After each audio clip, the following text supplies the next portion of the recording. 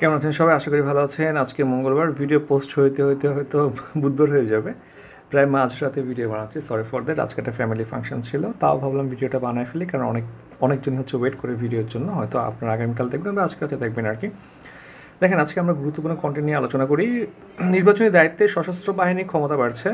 তো সেনাবাহিনী নিয়োগ, মোটামুটি সেনাবাহিনীকে মোতায়েন করা, এটা একটা কমন একটা দাবি ছিল গত 15 বছরে। আপনার সেনাবাহিনীর উপরে মানুষের একটা গুড পারসেপশন আছে। তারা মনে করে যে সেনাবাহিনী থাকলে দুর্নীতি কম হবে বা ভোট চুরি কম হবে। দেখেন, ট্রাইব্যুনালের চিফ প্রসিকিউটর বলেছে আন্দোলনকারীদের ফাঁসি দিতে চেয়েছিলেন শেখ হাসিনা। একের পর এক গণপিটুনির 10 দিনে 9 জন নিহত।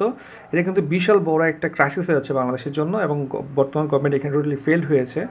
যুক্তরাজ্যে সাইফুজ্জামানের সম্পদ বিক্রি হচ্ছে। বাংলাদেশের পাট পণ্য রপ্তানিতে আবারও বিধিনিষেধ ভারতের।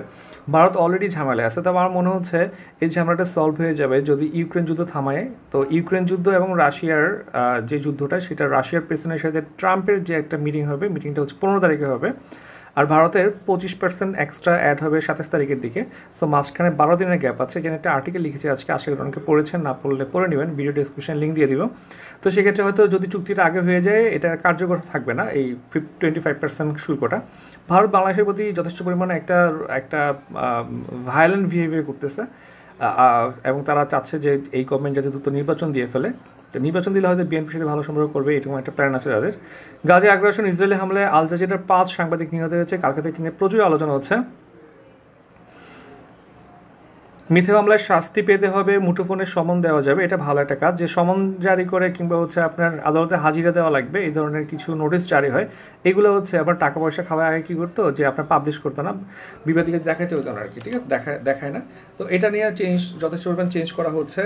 তো এটা কিন্তু এখন মোবাইল ফোনে করা উচিত। তার পাশাপাশি হচ্ছে মিথ্যা মামলা দায়ের করে হচ্ছে যে হ্যারাসমেন্ট করা হতো, সেটার করলে এখন শাস্তি পাওয়া লাগবে। এটা খুব ভালো একটা আইন হবে, এতে সবাই ভয় পাবে আর কি।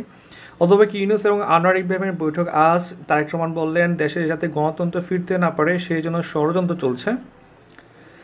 3 নম্বর পেজে দেখি, মব সহিংসতা নিয়ে উৎকণ্ঠা 80% মানুষের। এটা নিয়ে আসলে সবাই ভয় পায়, এবং আমিও ভয় পাই, বা আপনারাও অনেকেই ভয় পান, যে ভাই কিছু একটা হইলে আপনাকে রাস্তার মধ্যে পিটিয়ে দিচ্ছে, মেরে ফেলতেছে। সো এটা কিন্তু কোনো ধরনের মানে ভয়েরই ব্যাপার আর কি। 80% মানুষ নিয়ে খুব বেশি ভয় থাকে।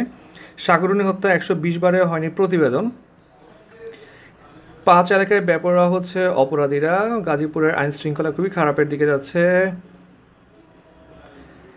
নির্বাচনী আচরণবিধি আধুনিকায়ন কেন জরুরি? এই আচরণবিধিটা পড়তে পারেন আপনারা, এটা প্রয়োজন নেই আর কি, খুব এটা ফিক্সড হওয়ার আগে পরীক্ষা আসবে না। শিক্ষকরা যেভাবে কাজ করবেন সেভাবে বাংলা